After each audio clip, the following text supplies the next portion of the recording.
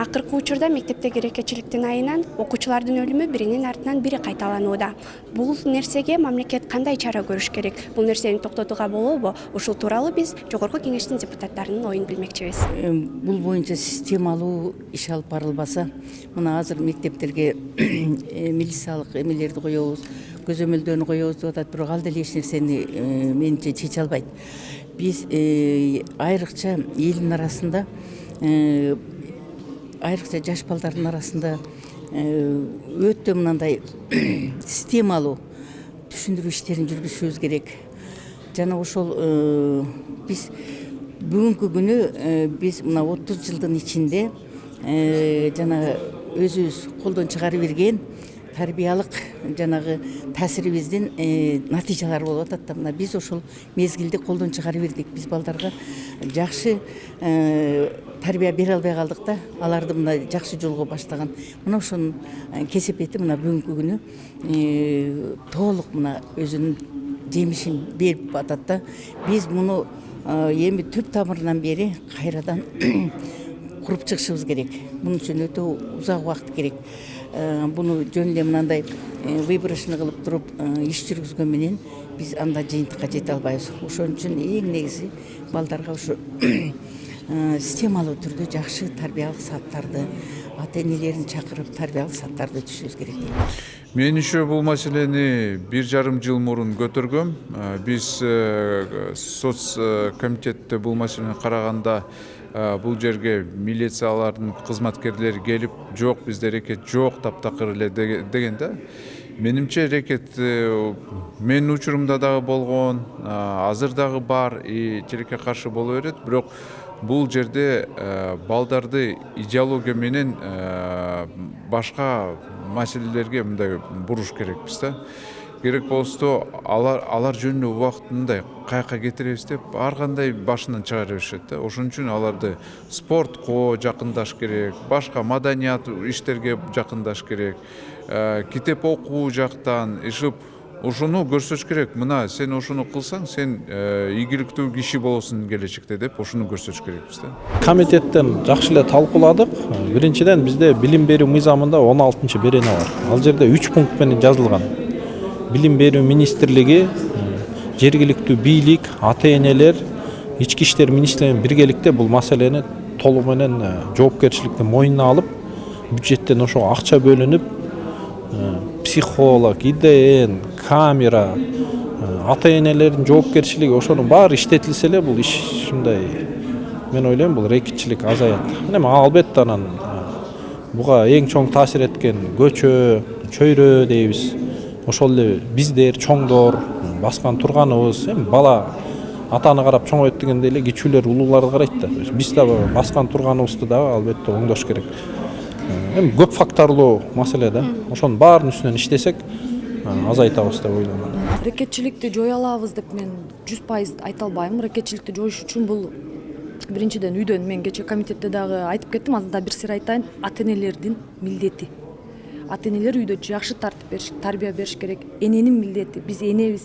Илгери эмне үчүн бизге ата энелерибиз көбүрөөк көңүл бурган? Азыр айтып атышпайбы, ой биз жумушубуз бар, убактыбыз жок депчи, биз иштешибиз керекпи, бала багышыбыз керекпи деп милдет кылышат да.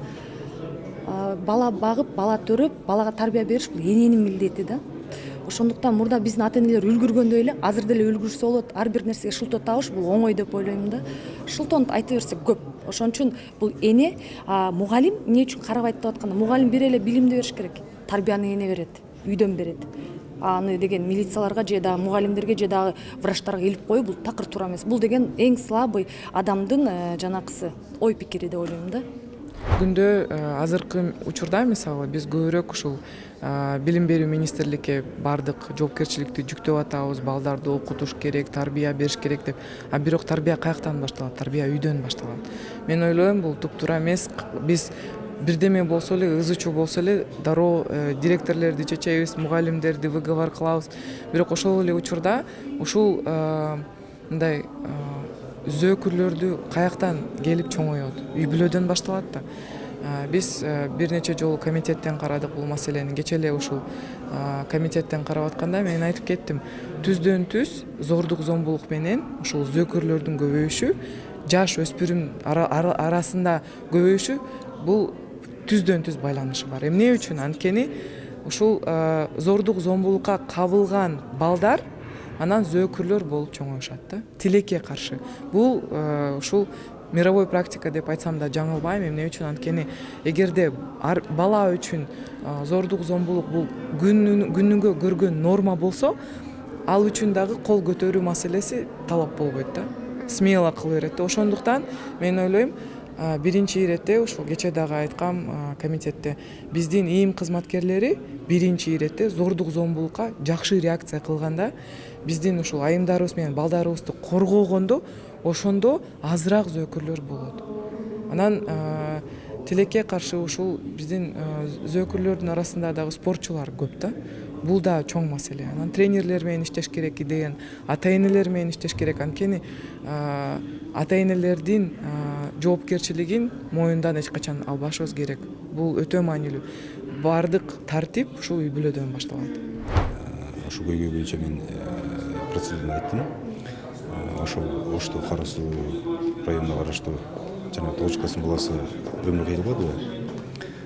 Ошол бала туалет жакта, туалеттин ичинде эмес, сыртында эме деп атышат. Ошолордун айтымында бир сааттан ашык жатып калган да. Бир сааттан ашык ал ошол жерде ошо 4 бала урган болсо, ал менен кошо 5 бала сабакта жок. Эжеке каякта карады. Көрдүңүзбү? Маани айтты. Эжеке толуктаган эмес, балдар каякта деп издеген эмес даже.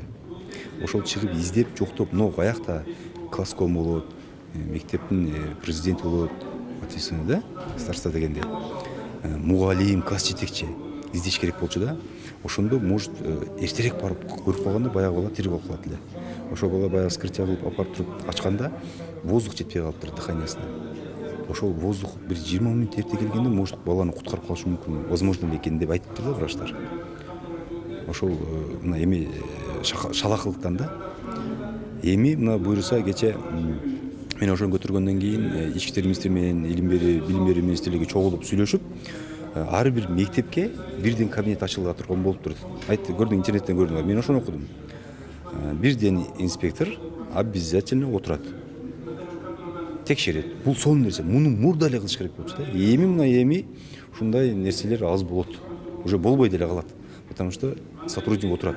Ал текшерет. Кайсы баланын каякка чыгып кирип атканы камера бар. Текшерип, четкий отурат. Өкмөт иштеген жок бул жер тема боюнча. Соцзащита иштеген жок. Өкмөттүн ушакты караган тарабы иштеген жок. Милиция иштеген жок. Мектеп директорлори иштеген жок. Районолор иштеген жок. Баарына баары бир. Лишь өзүм арам согуп эле жүрө берейин деп. Бул комплекслүү ишти жүргүзүш керек. Өкмөт илимий чөйрөлөр менен баардык кызыктар тарап менен отуруп, баардыгына бирдей критерийлерди кабыл алыш керек. Ошол критерийлердин негизинде балдарга өзүнчө сабак өтүш керек. Мындай буллинг деген эмне? Азыр силердин тилде айтайынчы. Буллинг деген эмне, жаман деген эмне? Ошол балдарды алып барып СИЗОну көргөзүп, түрмөнү көргөзүп, ошол жерге түрмөдө жаткан жаш балдардын сөздөрүн көргөзүп, мына момда урбагыла, адам укуктарын, балдардын укуктарын үйрөтүп, бириңерге бириң мунун баары иштеш керек. Бул жерде деген өкмөт иштеш керек, муфтият иштеш керек, милиция иштеш керек, мугалим иштеш керек, ата-эне эң биринчи ата-эне иштеш керек. Азыр баарына макулбуз. Кызың ии деп койсо макул ойнойт. Мектептер боюнча кардиналдуу жумуштарды алышыбыз керек деп ойлойм. Кардиналдуу чечимдерди кабыл алышыбыз керек. Ошол эле ар кандай кинолордун көрүшүнөн баштап, өзү негизи эле ошол мен ойлойм цифровизацияга көбүрөөк көңүл буруш керек. Болгон ошол жерде камераларды орнотуп, ар бир буштарында жок дегенде мектептин ичинде ушундай нерсе болбогонго аракет кылыш керек деп ойлойм. Бир милицияны койгондон көп нерсе чечилбейт, андан көрө көбүрөөк буштарга камералар койгон эң туура чечимдерди берет деп ойлойм.